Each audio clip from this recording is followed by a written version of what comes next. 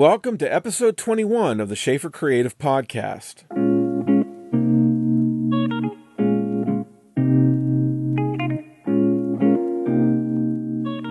One of the things I love about doing this podcast is that I get to hear about an artist's history in their craft. And I get to listen to the heart of the artist. I gain a glimpse into the things about their craft and career that excite them and also that frustrate them. Just because we work in the art form we love and we get paid very well for it sometimes, it doesn't mean we're not disappointed by the nature of the business and the industry. Artists sometimes have to find ways to survive not only the disappointments, but sometimes the radical shifts that happen within any industry or market. This has been true for animator Mike Surrey. Even though he's had the privilege to work with some of the greatest animators in the world, for the two most significant studios in the history of traditional animation, Mike has had his fair share of struggles and frustrations, even after the success of Lion King. In this episode, Mike talks to us about working in Paris on Huntchback, and then his return to Disney in LA to work on the many features that followed. And Mike will share his thoughts with us about the recent film, Spider-Man Into the Spider-Verse. So from there you went to Hunchback of Notre Dame. so you know, I'm feeling good. I'm feeling okay. This is going really well. And then they're going to go on to Hunchback, and I was going to do the court jester. And I went, oh. Like at first I thought, oh really? This is like a small character in the movie. And they went, yeah, we want you to do that. And Tony was going to do the gargoyles. Now back then we thought, okay, we were Timon and Pumbaa, so why don't you make us the gargoyles? We'll do them together. You know, it made logical sense in our brain to say, okay, we'll do it together. But they felt like there wasn't enough for the gargoyles for two people, so they thought, oh, let's give it to Tony.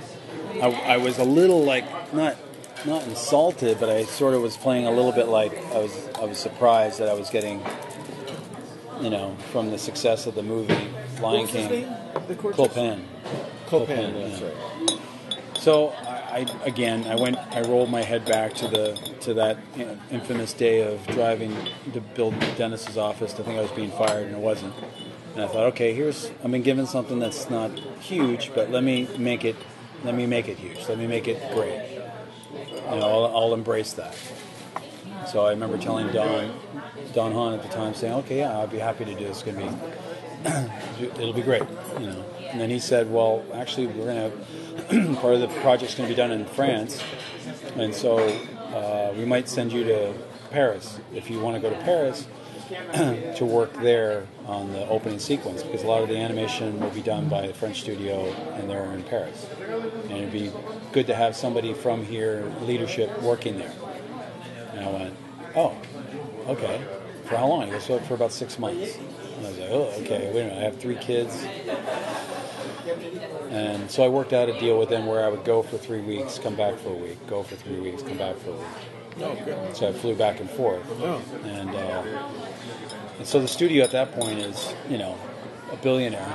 So they're all the apartments that they sent me, along with somebody from layout, somebody from different departments, were visiting the studio in Paris.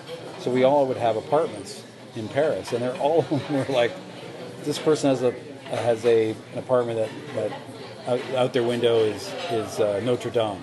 This person has an apartment at the Louvre. This person has an apartment that looks at the Eiffel Tower. Everybody had amazing apartments. So I lived in one that was right by the Arc de Triomphe, like out my window. It's right there. I could fill my window. They have a town just outside of Paris called Montreuil, and that's where the studio was. And it's not a very good area, but it's like a warehouse area, and that's where the studio was. So for me to take the train, you know, I had no sense of direction, because I'm like, okay, I go up the stairs, am I pointing northwest? I don't know where right now. I couldn't point to where any French landmark is. So I decided, well, I'll learn to get comfortable riding my bike. So on a Sunday, I went out on the Champs-Élysées, which is right where I was, and I'd say, okay, Sunday I'm going to ride and see if I can handle all this traffic and not get killed. And I felt okay doing it, and I thought, yeah, I'm going to map myself to work. And and see what that takes. And it took me like 30 minutes, but I loved it because I could see the city. I could drive and I'd stop at a light, and really, you can really take in how the city's laid out. Yeah, I'm sure it's confusing. I've seen maps of it. Yeah, it is. But again, like anything, if you have a chance to, it's like the London Underground. Have you ever see the map of the tube station of the subway system? Yeah. It's just like what the. It's like an intestine of a lion. Like, what the fuck? But once everything's color coded. So when you get to Trafalgar, station, and then your book it's blue, and Trafalgar, it's blue. And they have blue lines. And then they'd have multiple stations with line colors, and you stay blue, and the blue would go down that hallway. You go down that hallway. There I am. It's really easy because it's so well color coded that you can figure out the mess that's on a paper. You're like, oh my god. So Paris is a little bit like that. Once you see that it's all like just circles, and then how it runs along the river, and it was easy for me to figure out a path to work. And so I would go through Bastille area, the Arc de Triomphe, past the Louvre, and I'm like smart enough to go, I'm riding my bike to work, and I'm passing all these places that people dream about seeing. I'm like, so I did that for 6 months, and that was really a great experience. Met some really great people, and I'd come back, and I would get the dirt on what's going on at the studio. We'd all moved into the new building by that point too. So now the Hat Building was the first production. Hat Building was the first production. Let me just. So yeah, that experience led me to go back into story at the end of Princess and the Frog, and go to work on Rapunzel again, which was now Tangled. Then I went into animation on Tangled, and very slow. I mean, like again, at that point I hadn't animated in Maya for so long. So it took me a while to get back in, but everybody was so advanced beyond me. Like they knew, like, you do this, you click over here, and you just use this tool and this tool, and you combine them, and then you can do this with a rig. I'm like, what? So I didn't enjoy that. I did maybe. What character did you work on? A bunch of them. It was Rapunzel, the mother, the drunk guy. Worked on him with the sliding the door. What's the password? Whatever he says. I got to do the scene where her mother stabs Flynn, and by then I was sort of getting frustrated anyways. So it was like I was all into it. So when I showed the scene to somebody, they go, "Wow, it really looks like she's stabbing him." Oh, I went, yeah.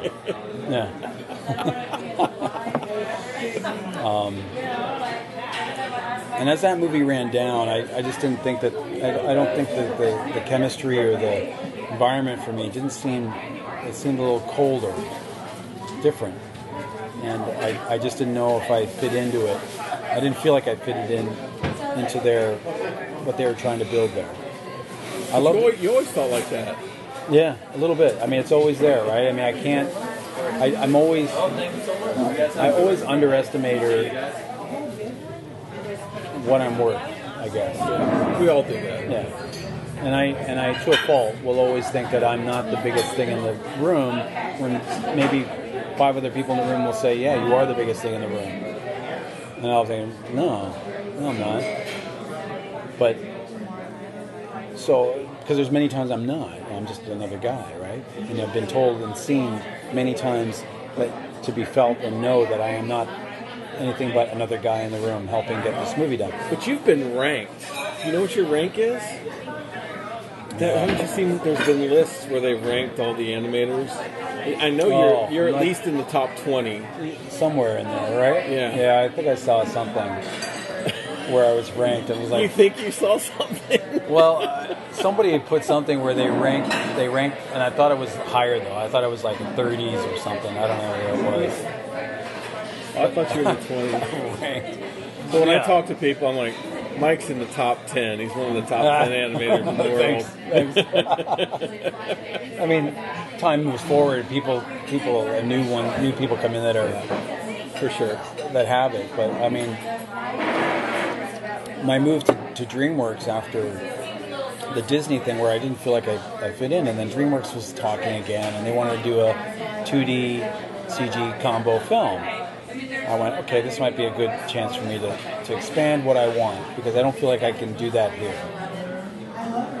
And so I went back to DreamWorks, and it's just, I didn't know until I got in there that the way they animate, the way they run their animation, how they think about animation is just nothing like Disney. Disney's a lot more organic feeling. Like it's a little bit more it's not perfect, and people are like, that's okay, it's not perfect. Like I want it to feel perfect. I don't want it to look perfect. Right. I mean, I should get the spirit and character. Yeah, I mean, they want it to obviously look good, but it's not essential. I'm not going to beat you to death to make sure that elbow doesn't, or that arm looks perfectly in perspective. Or, you know, if it gets the point, I'm happy with that. You know, or let's do a workaround. Draw the hand out here then. If you can't do that, draw it here. Yeah. DreamWorks, no. You draw like this. It needs to look like this. It needs to look like my hand. You know, everything has to be. So they get so focused on the details that the bigger issue doesn't get addressed. And I'm learning new software. I'm trying to do 2D and CG, where everybody else was sort of either doing one or the other. So I'm taking on trying to do a lot of stuff, and it's taking me a long time, and I just couldn't get my head around it. So I start to flounder a little bit through that, only to the point where I find that the movie's going to be shut down because they just don't feel it has traction to be made. So they're going to cut the staff in half, and I knew that meant that I was probably going to be removed from the movie, and that's where I transitioned back into story. And I thought, okay, I'm going to go back into story. And I've stayed there ever since. And I think it kind of burned me out of animation. Yeah. DreamWorks sort of took the fun out of it for me. It wasn't fun anymore. Again, not completely their fault, but I mean, it was a combination of a lot of things. It just made me go, you know what, I enjoy story for the fact that I can play a bigger role in the whole making of a movie. You can control the environments, staging, pace, all that stuff is very much in your hands. Where in animation you're dealing with me picking up a cup and drinking it. Does that look really? Does it really look like he picked up the cup? Does it feel heavy? Yeah. You know, that's important stuff, but it's not. I mean, there's bigger things, I think. And as I've gotten older, I went, I don't know if me animating at 54, you know, trying to get my quota in. It's just, I just don't feel like that's where I want to be. I think it's natural because, but since I started directing, I've animated less and less, and I don't. And if you miss it, there's certain things I do miss about it, but if I had to sit down and actually work myself through a scene and think about it, I would be sacrificing other things, and I would be getting off track on directing and supervising. But if that's all I had to do, I might enjoy it for a little bit. But for me, I'm more interested in telling the story. Right. I'm more interested in the bigger picture than, like you said. Right. Because you're enjoying story. You're doing storyboarding and development. I'm doing that for the last 6 years. 6 years now. I enjoy it because it has a lot of the similarities to 2D for me, not in the physical act of drawing, but more just the lifestyle of it. Because a lot of times when I was in 2D and I'd be sitting at my desk working, and I just can't figure out what to do here. I'm stuck. And I'd be able to pick up my scene, pack it up, and go home, and bring it home. Okay, I'm home now, play with kids, or eat something, watch some TV, and then let me sit down, and then some, you know, it's like new angle you're taking, or it's just getting some time away from it that all of a sudden I go, oh, wait a minute, what if I did this? And I felt more at ease and comfortable. And, you know, next thing you know, I've got 3 hours I've worked at home, but I've solved the problem, and I could bring it in the next day at work, and now I'm moving again. And in the CG world of animation, you couldn't do that. You know, you'd have to be at your desk. You have to work there. You have to physically be there. Story, I can now be given pages. I can go down to the outside sit at a table by the fountain, and I can just thumbnail out my scene. I can work at home. I can work in another country. And I know this. Animation is a grueling schedule, and it's a deadline. and a ramp up to a deadline that goes on like 6 months. Story has like, we got a deadline, we got to get everything together in 3 weeks. So you work hard for 3 weeks, you get to a screening, and there's a lull for about 3 weeks after that to kind of refigure, okay, what are the changes? How do we address this? You know, how do we move forward from the screening? And that I enjoy, because that is more life-friendly than animation. And I thought to myself, I did it for 20-something years, doing that grind of working on a movie's over, get sick, get better, get ready to go back to work, slowly ramp up, get going, deep into it, working nights, 7 days a week, and then you push. Yeah, they did a lot of overtime there, didn't they? Disney, yeah. I mean, a lot of it was they didn't want you to do it, but you had to do it. There's no way you're going to get the movie done. Certainly as a supervisor, because you're spending a good part of your day going over other people's stuff, or I had to get my quota done, so I'd have to do it either at night or I do it on weekends. A lot of times I would try to get my scenes in because the deadline for them is usually Sunday afternoon. So I would go in, I would try to get as much stuff done and then try to pull it all together. Saturday, I'd go in like Saturday around 7 at night, and then just work as late as I had to work to get it done. So if I had to work all the way into the morning, so like 5 or 6, I would do that, knowing that I would just sleep, and Sunday would be my recoup day. Let them look at it. Like Monday, they'd either give me notes or no notes. What a schedule. Yeah. And I guess it's pretty much still like that. A lot of them, I've heard people at Frozen and Tangled was like that, Frozen, and all of them, they seem to be that same grinding schedule where they have you come in working Saturdays and then you bank hours and they'll give you that time off, at the end of the production. But it's a formula that seemed to work, right? Because their movies were hugely successful. So there's that I quantified them to say, hey, you know what? If we work them really hard like this, our movies are super successful. It's a case of them believing in that, but of course that's not the case. As their movies start to move forward, they'll start to deal with the same problem we dealt with, which is interest will start to waver. I'm sure like movies like Spider-Man coming out is going to change the game a bit for how. Yeah, what'd you think of Spider-Man? I loved it. Yeah, I did. I really did. I thought it's hands down. It's got everything fresh and different. It really says CG animation. It's sort of what Toy Story or what those movies came out, what it did to 2D, which is it just made you look at 2D going, So now you look at a movie like that is well art directed, looks great, moves great, but story was well written. Well written, and it has just a very appealing look to it that is not like any other CG film we've seen. That you can't say, is that a one-off, or is that changing how we now look at how physically a CG character should be in an environment? Like, are the days of making this CG world, like this booth, making the paisley look real, make your skin tone look real, your hairs look real, but you're a cartoon character? I mean, that's what we do now, right? Everything has to look ultra, like it's believable, real environments, but is a movie like that push more of the art director and the art production design to be more of an influence on the movie itself versus it the way it is now? It's just a normal process, you design it, he models it, she rigs it, she animates it, it just goes through its normal standard look. So all the movies start looking the same, right? I mean, Illumination movies, Dreamworks, Disney, they all could be the same world. But then you see Spider-Man, no, completely different.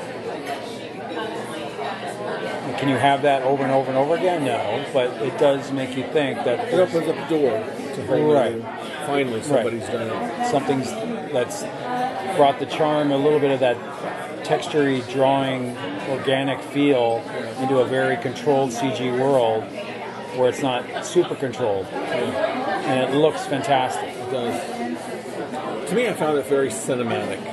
Yeah, unlike many other films, right? Animated films. Well thought, like very live actiony.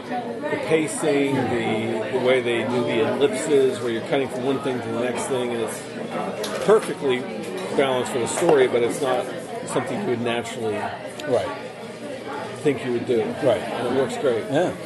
Yeah, I was blown away by it. Yeah. So I don't know if it's going to be a game changer for the industry. I mean, I'm kind of curious if it will. And as I sit on a movie now in development, I wonder if any of that has an influence on on how they look at moving forward, but I doubt it.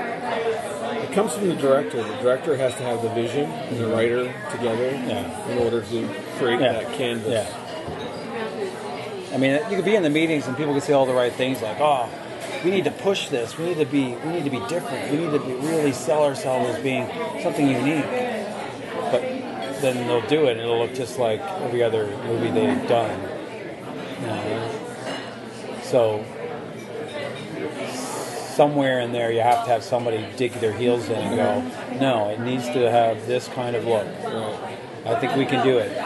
Oh, we don't know how to do that. Well, let's find a way. That's how Star Wars and all those other films, George Lucas said he wanted to feel like the camera was going through environments. Well, we don't know how to do that. I don't care. Figure it out. And they did. Right. Yeah. So it's kind of comes to that where you want to challenge people to find a way to get what you see as a pre-art in a movie that looks cool, but then when the movie comes out, you go, "Oh, kind of like the artwork. How come that didn't make it in?" It always goes through multiple changes to it gets watered down to a safer version, right? Yes. And I just don't know if it's. I mean, the industry in itself, the idea of a DreamWorks or Disney studio, I don't know how much longer that will last. That template, because there is so much, streaming stuff now, and people working all over the world, and it's not as bad to do that now as it was decades ago with having somebody animate something in another country, because you have to just trust that he's physically sending you the work and it gets to you, all that. Now that doesn't even have to be an issue, So yeah, I don't know. We'll have to see. I mean, it's exciting now because of all the stuff that's streaming, and the need for content is everywhere. It is. So if it's not Netflix, it's going to be DreamWorks or Comcast. Everybody's going to start having their streaming engine that they need to fill stuff on. And they're going to need a lot of animation for the family market. I mean, Netflix was one of the ones because Disney's pulling all their stuff off of there. And so now they have to go, okay, I don't know if it was, well, I heard it, but I know that they said like Moana was the number one chosen animated choice for kids. Really? It was like a huge spike of like interest in that one movie because they're getting high quality animation and it's an interesting story that kids don't mind seeing over and over and over and over again. And so that's what they're trying to do at Netflix now. What I heard is trying to get directors like Chris Williams, who was at Disney, is now there, trying to make that high-end movie under their umbrella and start making, like they are with live action, they're making great shows. They want to compete. They want to be able to say, come back and know that we're going to have tons of stuff for you to look at that's going to be different and cool and enjoyable. Mike will be with me again for one more episode, and there he'll talk about the departure of Katzenburg from Disney and Disney's acquisition of Pixar, as well as Mike's own departure from Disney to work in the story department at Dreamworks, where he is today. In 2 weeks, maritime painter John Stobart will be with us, talking about his fascinating career as a painter. John has not only survived as an oil painter, painting what he likes to paint, he's made a very good living at it, and he loves to encourage young people to consider taking up a career in the arts. So much so that he's made a series of instructional videos that aired on PBS. Thank you for joining us on this edition of the Shaffer Creative Podcast. You'll find the show notes at shaffercreative.studio. Consider supporting this podcast at our Patreon page, and please share us on social media. Music is by Lee Rosevere.